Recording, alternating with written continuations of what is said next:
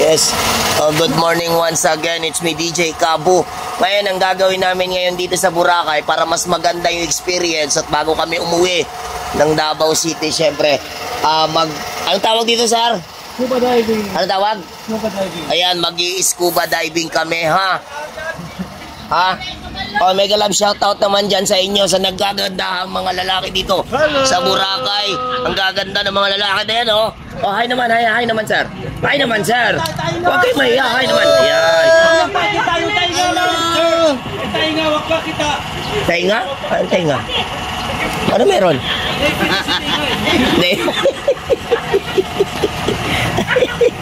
Ayan, ang gaganda, di ba? Oo. Ilang minutes ba sa baba? Ano sa underwater, mga like 35 to 40 minutes tayo underwater po. Underwater. 35 to 40 minutes. Wow, ang galing, ah. Ang galing. At ito yung makikita natin, sir. Ayan yung makikita natin. Dinugasan ako dito, Bea. Dito ka mataknan. Maya dumang puti, Bea. Ay, wag naman. Hindi ko pa kapanahunan. Ayan. May seminar din pala dito. Hi ka naman. Uy. Ayan. Wala tayong ibang hahanapin. Kung gusto mo ng island hopping, kung gusto mo ng surfing, lahat na dito sa Boracay, nag-iisang pinakamagandang lalaking kilala natin. Anong pangalan natin, sir?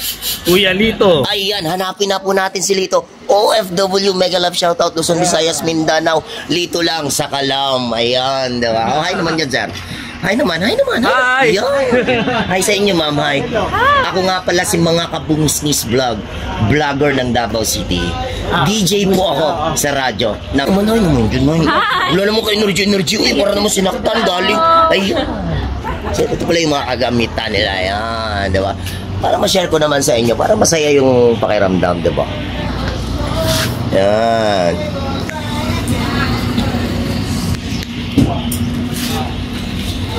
Ayan. May seminar din pala. Pahinga natin sandali. Video mo, sir, yung briefing, sir. Walang problema, sir. Okay lang ba? Okay lang, sir. Sandali. Oo. Pakikinggan ko na lang, ha? Pakikinggan ko. Ayan, ang ganda. Yan pala yung makikita natin lahat. Yan yung makikita natin. Yan sa baba. Kaya antabayanan niyo po yung video ni DJ Kabu, ha? O, hi naman po tayo dyan, ma'am. Ayan, mega love shoutout po sa inyo. Taga saan po kayo, ma'am? O, ay mega love shoutout sa lahat po ng turista natin dyan from Bulacan. Ako nga pala si mga kabungisngis, vlogger ng Davao City, DJ ng Monkey Radio. Yes, anong page mo, sir? Rude Heart. Taga saan ka, sir? Bulacan. Pero kanina, nagsalita sir. Hindi kita maintindihan. Akala ko Chinese ka. Oh, scammer ka pala, sir, eh. Hindi, joke lang. Okay naman dyan, sir. Ang gandang lalaki na ito. Kung naging babae lang ako, baka pwede. Diyari. Thank you so much, everyone. Magaling ba mag-briefing? Oo, magaling. Hey guys, good morning. So, first time po ba lahat? First time. So, by the way guys, my name is Jico, yung also a diving instructor. So, mamaya po may makakasama tayong dive master po. Bali po, magkabali po tayo, confusion natin. Dalawa po, isang dive master po yung kasama. Alright, so guys, sa scuba diving, gusto ko lang po malaman natin sa underwater, may tinatawag tayong air pressure. So, parang sa aeroplano kapag lumilipad dito, sumasakay tayo ng every single meter sa paglubog natin, guys, maramdaman po natin yung parang sumasakit ang tinga natin, nag-block po siya. So, every time po natin mararamdaman yung natin mag-equalize early as possible. So, paano mag-equalize? Gamit yung dalawang daliri natin, make sure nakaipit sa ilong, sarado po siya, and then blow gently into your nose. So, po siya yung pressure out your ears. Try po natin. Try nyo pa. Ipitin yung ilong, then blow through your nose. So, parang may narinig pa ng konting sounds. Alright. Okay. So guys, tandaan po natin, yung pressure sa tinga, hindi po isang measure. Every single meter sa paglubog natin mamaya is maramdaman po natin. So every time natin maramdaman, gawin po natin. Huwag natin tayong sobrang sakit before pa lang tayo mag-equalize. Kahit kunting pressure pala, 1 feet or 1 meter below the surface pa lang maramdaman na natin. So every time po maramdaman, equalize na po tayo. Okay. No worries po. Malambot yung nose pocket natin. Kaya yun nga lang, kaya Pilipino, minsan hindi ka na parang pilong natin. Tumatahimik tayo rin eh. Dada. Okay. Huwag ka masyadong tumawa, ha? Huwag ka masyadong tumawa. Pinoy ako eh. Normal lang yung manalo. Ay mag-hold ng paghinga. Kailangan tuloy-tuloy po yung paghinga natin. Kasi kapag nag-hold po tayo, yung lungs po natin, umi-expand po siya.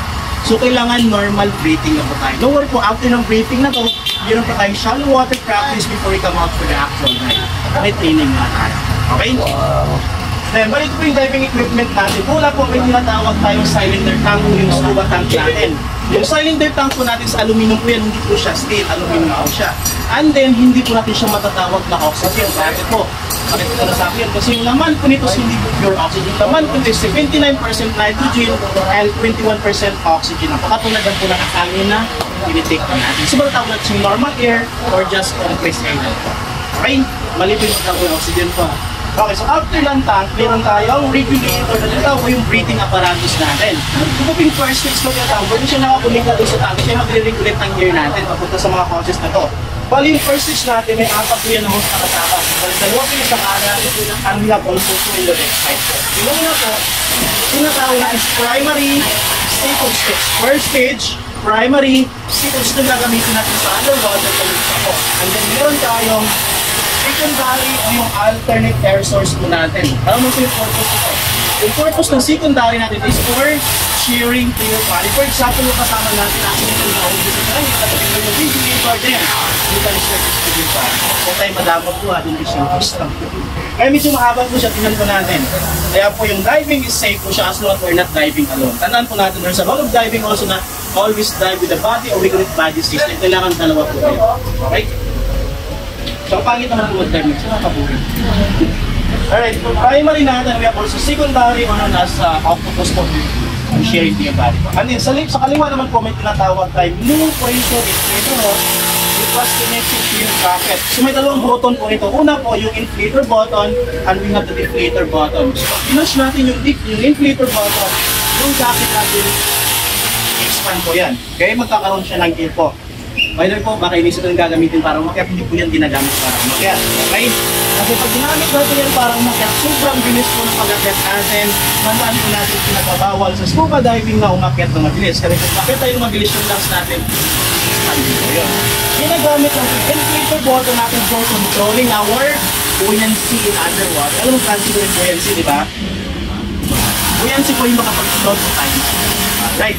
So for example, nasa kalagitnaan ng dive tayo, lumalamay tayo ngayon. So parang medyo mabigat yung weights natin. So parang nagsistake yan. So parang nag-drop tayo sa auto. So kaya nung po natin na sila yung mga oral weights natin, diba? So we can add some small amount of it. So of course, medyo mahirap siyang i-control sa underwater. No worry guys, yan kaya may kasama tayong dive master. So kaya po kayo siya. Okay?